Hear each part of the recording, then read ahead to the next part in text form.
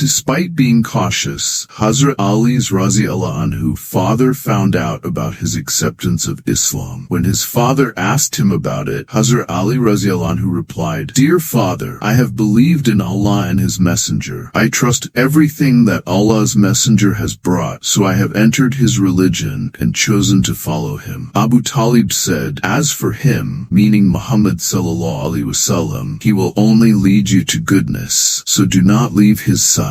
Abu Talib often used to say, "I know that my nephew speaks the truth. If I weren't afraid of being embarrassed by the Quraysh women, I would have surely followed him." A trader named Afif Kindi, radhiyallahu anhu, shares his experience. "Before accepting Islam, I once came for pilgrimage. While shopping for some goods, I visited my friend Abbas bin Abdul Muttalib, who used to bring perfumes from Yemen and sell them during the pilgrimage. We were sitting together in Mina when a young man arrived. He looked carefully at the setting sun. Once it set, he performed wudu ablution and started praying facing the Kaaba. Then a boy came, who was almost grown up. He also performed wudu and stood next to the young man to pray. After that, a woman exited a tent, stood behind them, and started praying. When the young man went into bowing, the boy and woman also bowed. Then when he went into prostration sajda, they both did the same. Seeing this, I asked Abbas bin Abdul Muttalib,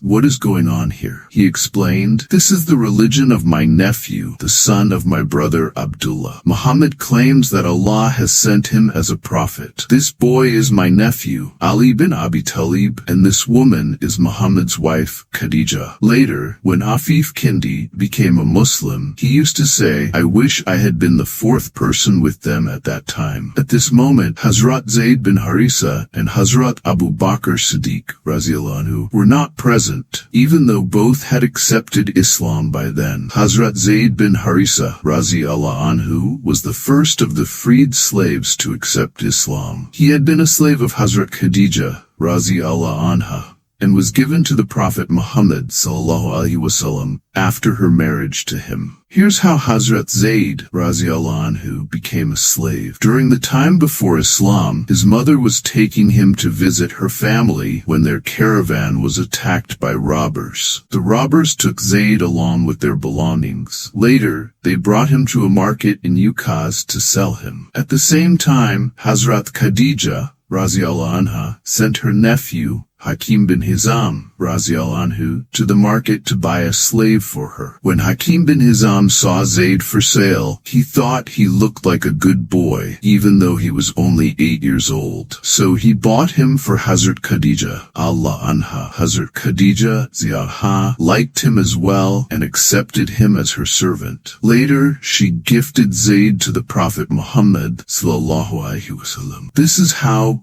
Hazrat Zayd bin Harisa came to serve the Prophet sallam. When the Prophet started teaching about Islam, Zayd accepted Islam right away. Later, the Prophet freed him, but Zayd stayed by his side for the rest of his life. Meanwhile, Zayd's father had been looking for him for a long time. Someone told him that Zayd had been seen in Makkah, so his father and uncle immediately went to Makkah to find him.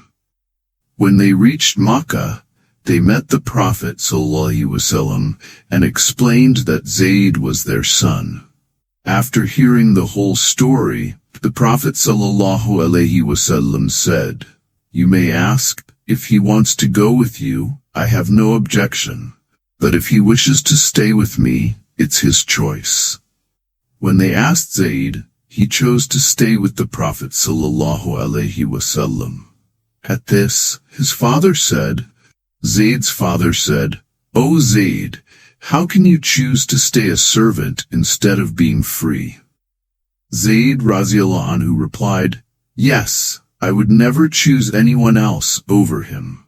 Hearing this, the Prophet Muhammad ﷺ took Zayd to the Kaaba near the black stone Hajar Aswad and announced, "From today, Zayd is my son." Zayd's father and uncle were disappointed, but the Prophet ﷺ told them they could come to visit Zayd whenever they wished, so they continued to visit him. This is the story of Hazrat Zayd bin Harisa, Raziallah anhu, the first freed slave to accept Islam. He is the only companion mentioned by name in the Qur'an.